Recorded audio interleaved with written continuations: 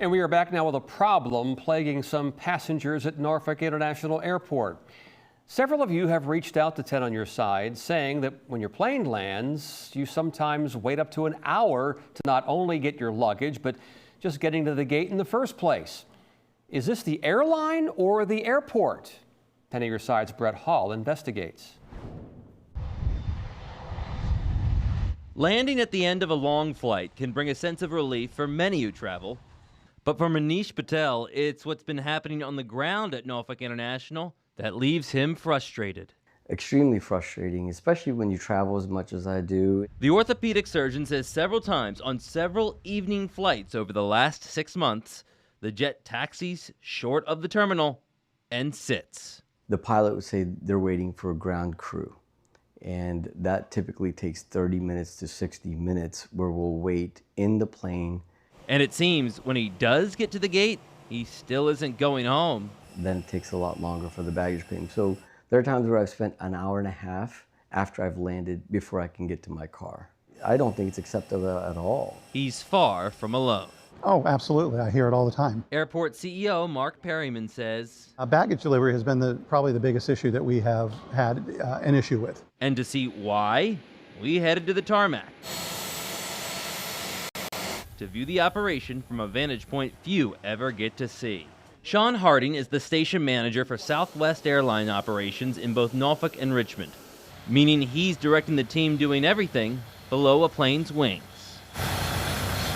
You know, it's one of those things that we kind of hit it like a pit crew. Directing the pilot into the gate, chalking the wheels, moving the jet bridge into place, and yes, loading and unloading the bags in all type of weather.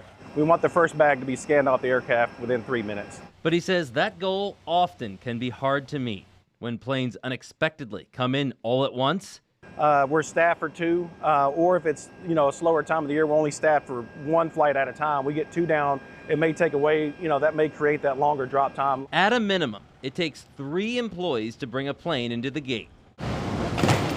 Those are the same men and women who are then working to offload your bags. And in Norfolk, Perryman admits the path from plane to the baggage claim belt in the basement of the arrivals building is a little long. We took the drive. We did present a solution to the airlines that would move the insertion point where they would drop the bag off and then automatically go through the tunnel under the moving sidewalks. But the airlines, he says, have pushed back on the cost. Regardless, both he and Sean say the largest issue affecting speed right now, staffing. Sean is not an airport employee, rather he works for the airline. And in Norfolk, his team is rare. The other 6 airlines use contractors. The pay is not as good, the benefits aren't as good, so it's, we do see a little bit more turnover. 10 on Your Side found the contractor serving one of the airlines at Norfolk International hiring for $12.77 an hour, Virginia's current minimum wage. It's physically demanding. They have to be able to, lift repetitively up to 70 pounds. And that's all day, every day. Employees must also pass background checks. Perryman says while he elevates concerns, it's passengers who have the power. Your voice counts to the airline. Patel says he's reached out too, but feels the airport itself needs to strike a stronger tone. But if you can't provide the staffing, then how are we going to get more travelers to come in?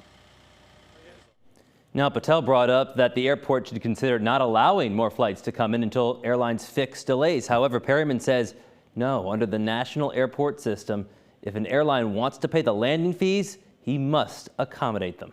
We're going to have much more on wavy.com. Brett Hall, 10 on Your Side. All right, thank you, Brett. Good story.